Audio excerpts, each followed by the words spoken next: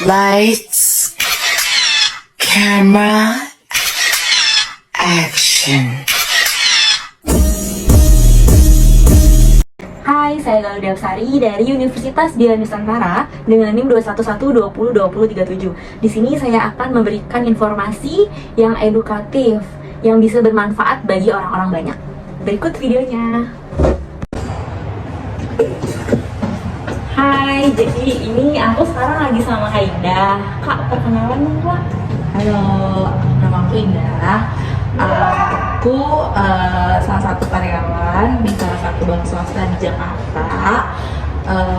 Selain menjadi karyawan bank, aku juga sebagai makeup artist freelance.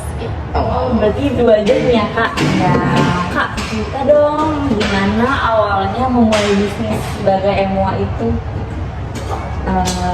gimana ya? Jadi kalau untuk kasus aku sendiri, karena kan sebenarnya aku emang suka makeup. Jadi aku mulainya ya pertama aku sekolah makeup dulu, gitu kan. Sekolah makeup sebenarnya karena pertama hobi, terus dari sekolah makeup itu, terus aku coba-coba nih kayak ada teman tawarin ke teman-teman sekitar, ke saudara. Nah setelah kayak gitu, oh iya bagus ya gitu. Terus akhirnya dari mulut ke mulut sih pertamanya nyebarnya. Setelah dari mulut ke mulut, tapi kan kalau dari mulut ke mulut tentu ruang lingkupnya sedikit ya. Terus di sini aku juga gunain sosial media kayak Instagram kayak gitu. Untuk saat ini sih masih Instagram aja. Kalau kayak sebenarnya lebih ngefek mungkin kalau di TikTok ya untuk saat ini kan. Cuman di TikTok aku emang masih jujur sampai dengan saat ini masih belum terlalu aktif gitu. Cuman kalau untuk di Instagram kan kita bisa pasang tuh yang ada iklan yang berbayar. Nah, itu ngaruh banget sih. Itu awal mulanya kayak gitu. Nah, persiapan apa sih, Kak, yang ngebuat Kakak mau jadi MUA itu? Apa aja harus disiapin? Apa aja yang disiapin? Yang pertama mungkin niat, skill. Udah sih, sama kita mau terus belajar, mau explore, karena kan kalau makeup itu seni ya, terus dia tuh nggak statis, nggak cuman itu aja, akan selalu berkembang kan. Makanya kita juga harus open mind nih untuk terus menerima masukan, terus mau belajar. Oh iya, ada teknik-teknik makeup baru loh, ada tren-tren makeup baru loh yang berkembang di sekitar kita gitu. Berarti emang dari awal suka makeup ya? Jadi hobi juga ya? Hobi yang menghasilkan. Kira-kira itu kan Kakak kerja di karyawan BCA nih, terus MUA juga, bentrok nggak sih, Kak, waktunya? Kalau bentrok waktu pasti ada, ya kan? Karena emang sih untuk saat ini kan aku masih freelance nih makeup artisnya. Jadi aku sering ambilnya di weekend aja, Sabtu Minggu gitu.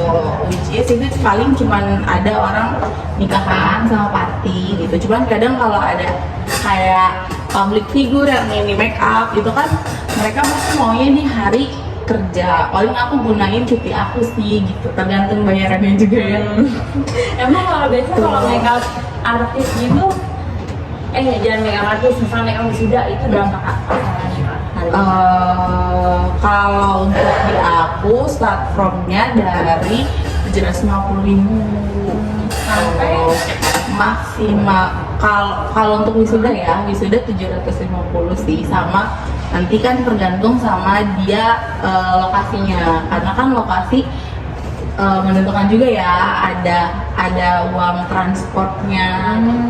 Berarti DP dulu ya, Kak? Ada juga? Iya, pasti kalau yang booking untuk ngebooking tanggal itu harus DP sih biasanya kalau aku.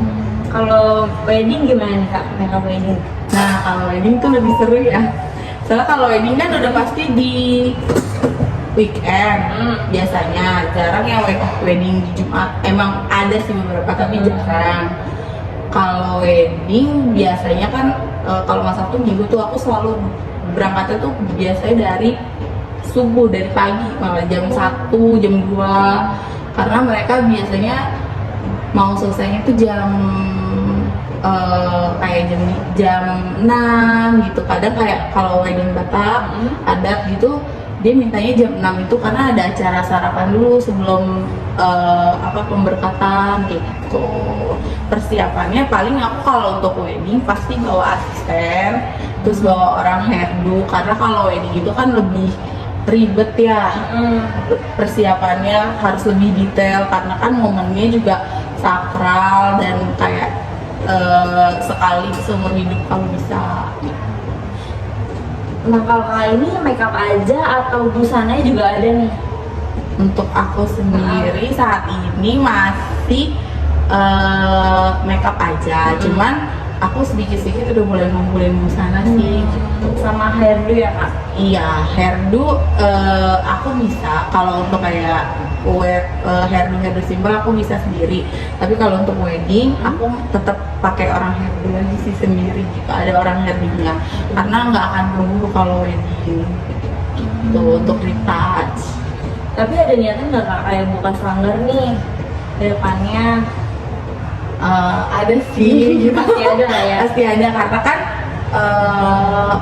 makin kesini apalagi setelah selesai PPKM, jobnya itu makin banyak ya. Kadang tuh kayak aku pribadi kan aku masih sambil kerja nih. Ini juga nih yang menurut aku peluang usaha juga, karena kan aku masih kerja sambil kerja.